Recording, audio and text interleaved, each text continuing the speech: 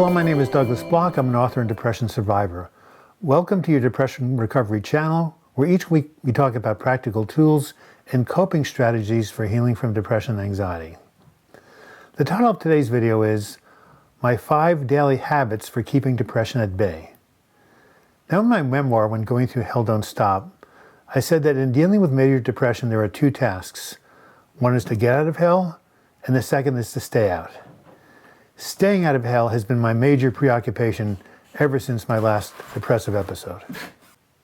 To reduce the risk of slipping back into depression, each day I try to engage in a number of what I call self-care recovery strategies. Now, an overview of these strategies is being shown on the screen right now. If you look at it, you can see they're divided into 5 parts: physical self-care, mental emotional self-care, social support, spiritual connection, and lifestyle habits. Using these 5 areas, I have tried to pick out 5 activities that I can do every day as part of my daily habits. When I wake up each morning, the first thing I do to begin the day on a positive note is to repeat the following affirmation. Higher power, thank you for restoring me to the gift of life. Thank you for bringing love, connection, inspiration, and joyful service into my world. As I allow you to be in charge, perfect results are unfolding. Next, I do a 5-minute mindfulness meditation in which I breathe slowly and repeat the words, I am love. When I notice my mind wandering, I bring it back to the breath and again repeat, I am love. This falls under the heading of spiritual connection, this practice. And finally, I take out my vision statement of wellness and read it. And those of you who have seen my video, Setting the Intention to Heal, know that a vision statement of wellness occurs when you imagine what your life would be like if you were free of the symptoms of depression and anxiety. This is a very powerful thing I tell all my clients to do, and I've been doing it every day since I came out of the hospital. After the meditation, I go downstairs and have breakfast, which leads me to my second self-care habit, which is to eat a healthy, balanced diet.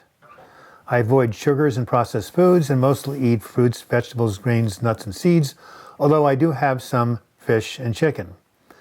What's important is that I get a sufficient amount of protein, both from plant and animal sources, because the amino acids that make up the neurotransmitters in your brain come from protein. After breakfast, I go ahead and engage in my 3rd self-care recovery habit, getting enough exercise. I usually work out on my elliptical for 30 minutes, unless I'm going to do a bike ride in the afternoon, in which I just do 5 minutes just to wake me up. Now, the reason I engage in exercise every day is not just for the physical health benefits, but more importantly for the mental health benefits. You see, when I exercise, I not only burn calories, but I burn the fog off my brain so I can think clearly, and in addition, my mood gets lifted. I talk about all these benefits in my video, Does Exercise Really Heal Depression?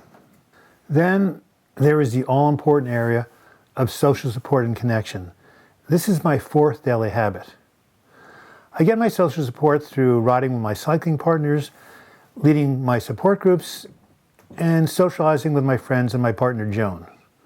Often we'll take in a dinner, go to a play or movie, or take a walk in Forest Park.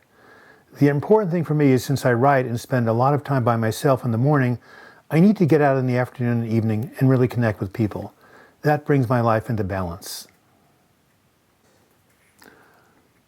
Finally, at the end of the day, I write down 3 things that went well, or maybe just give thanks for a blessing in my life.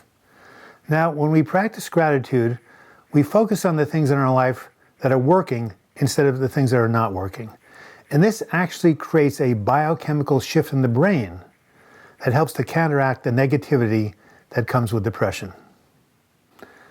Now you may say, I'm in the hell of a depression. What do I have to be grateful for? Well, I tell my clients, if you look hard enough, you'll find something, no matter how small it is. Maybe it's that you have a place to sleep, or some food in the cupboard, or maybe someone who cares about you. These are important things to bear in mind when you're going through a really dark time. More information about this topic can be seen in my video, How to Be Grateful When You Are Depressed. Seems like a contradiction, doesn't it? But it is possible. Now, at the beginning of this video, I said I was going to share my 5 favorite habits for dealing with depression and keeping it at bay. But I just thought of a 6th, and it's really important that I share it. It's called sleep. Because sleep is an essential part of emotional well-being. Ask anyone who deals with insomnia.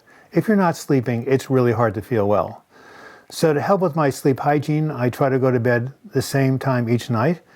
And to relax before bed, I will sometimes take a warm shower or bath and have a teaspoon of magnesium to relax me.